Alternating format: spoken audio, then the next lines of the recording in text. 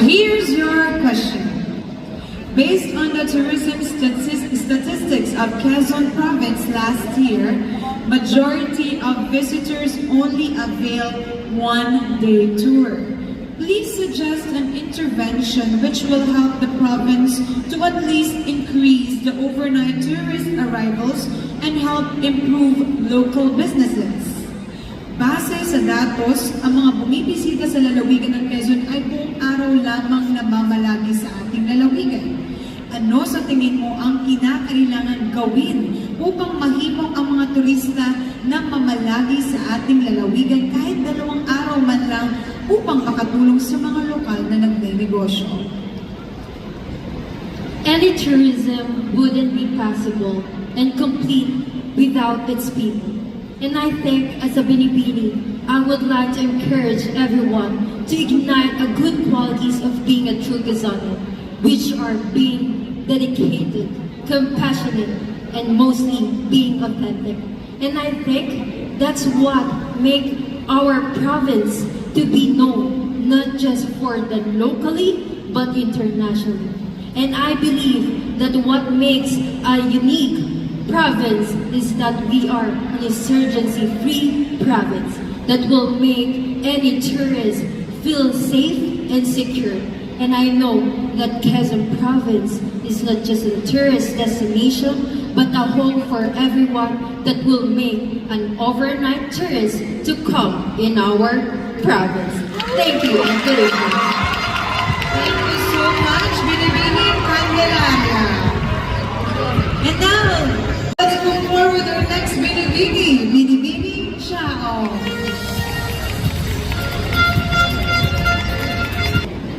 Your question is, part of the 2025 programs for tourism of Quezon Province is to highlight culture and the arts in the different destinations. How will pageantry help in promoting culture and the arts of Quezon Province? Bahagi ng mga programang pang-turismo para sa taong 2025 ang pagbibigay halaga sa kultura at sining. Sa paanong paraan makakatulong ang pageant upang mas mapalawig ang pagpapalago ng kultura at sining ng ating lalawigan? The pageant itself is a platform to share our talents, our arts and culture here in Quezon.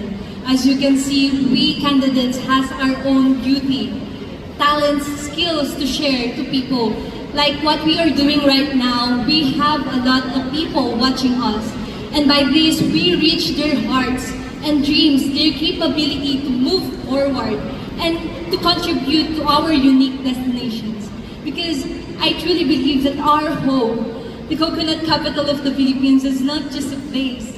It is a rich culture and agricultural strength, wherein here, coconuts and culture come together to inspire boundless possibilities. Thank you so much. Thank you so much, Binibini Chao! They're elevating the game, each one of them. Balik ng papatalo. Your question, I'll ask you in English and Tagalog.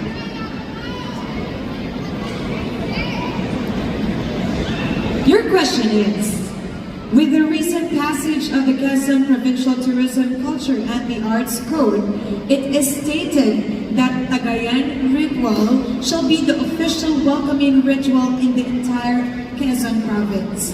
How can you contribute in the promotion of Tagayan Ritual? Sa kakapasa pa lamang na Tourism, Culture and the Arts Code ng ating lalawigan, ay itinalaga ang Tagayan Ritual bilang opisyal na gawain sa pagtanggap ng mga bisita. Sa paanong paraan ka makakatulong upang mas mapalawig pa ang kulturang ito? Tayabas City, Tagayan Ritual was actually originated in Tayabas City.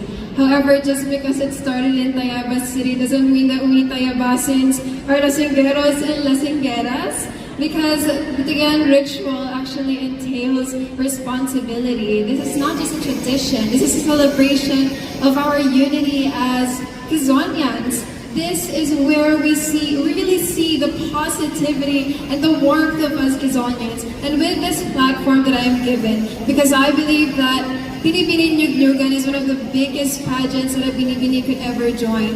And with this big platform comes a bigger audience. And with the power of my voice that I have now, I could easily capture hundreds and thousands of people's hearts, which is exactly what I'm trying to do right now.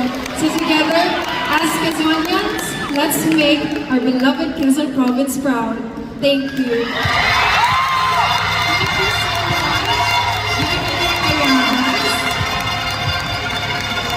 I'm speechless. Don't comment. Baka ituloy na natin ito. Nakaka-excite. Ay, nandito ka na! Tatawagin pa lang kita, binibini siya naman. Lahat kaming dalawa sa isa't isa, di ba? Ang dahil dyan, I'll take that as a yes. Na-excited ka na pag question mo, okay? Sorry naman, nagulat kita. Okay, ito na ang question mo. Loka talaga. Sorry lang, mahingi lang ako. Okay ka ba? Okay. The provincial government of Quezon's healing agenda talks about the priorities of the current administration. Given the chance to allocate budget for each priority, which do you think shall be given the highest amount of fund and why? Ang pamahalaang panlalawigan ng Quezon ay may healing agenda na siyang pangunahing programa ng kasulukuyang administrasyon. Alin sa mga prioridad na ito ang tingin mo kinakailangan bigyan ng pinakamalaking budget at bakit? You know what? First and foremost, I would like you guys to know what this the healing agenda is. Healing stands for health, education, agriculture, livelihood, infrastructure, nature and environment, and good governance. I've been looking forward for this platform for such a very long time.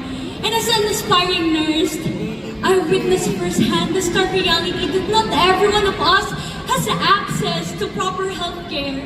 And it really saddens me to see that a lot of people out there has not proper education and access to health care. But I think one program that should be prioritized is about the health care. Just like what I've said earlier, health is the most precious asset that we possess. And I think those platforms are important. Those healing agenda is important for us to Quezonians because we are known to be transformative, evolving, and progressive province. And I hope that with this small action of mine, I can live a legacy with kindness, strength, and inspiration. Thank you. Thank you so much, Binibini Dolores! You have just proven that before I even call you, you're ready na siya talaga sumagot. Nakakatuwa. Everyone, last candidate, Binibining San Narciso. Please repeat your question. I will ask you in English and Tagalog, okay? Recently, the provincial government of Quezon launched the Tara Na sa Quezon tourism campaign. In what way can you help further promote Quezon as an agri-tourism destination in Calabarzon? Kamakailan ay pinasinayaan ang Tara Na sa Quezon tourism campaign ng lalawigan ng Quezon. Sa paanong paraan ka makakatulong upang mas maipakilala ang lalawigan ng Quezon bilang destinasyong pang-agri-turismo sa Calabarzon? We all know Tara Na sa Quezon is a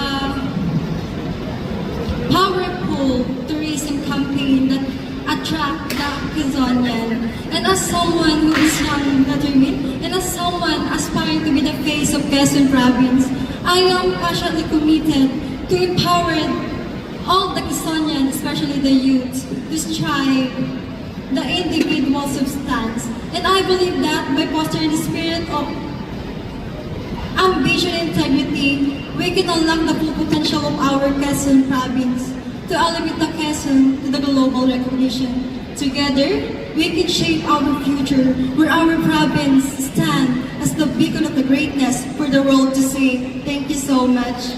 Alright, thank you so much, Binibining San Narciso. And that concludes our top 5 final question and answer portion for our Binibining Nyug-Nyugan 2024 and our Ginoong Nyug-Nyugan 2024. Amazing! That's right. We truly deserve to be in the top 5. Speechless tayo,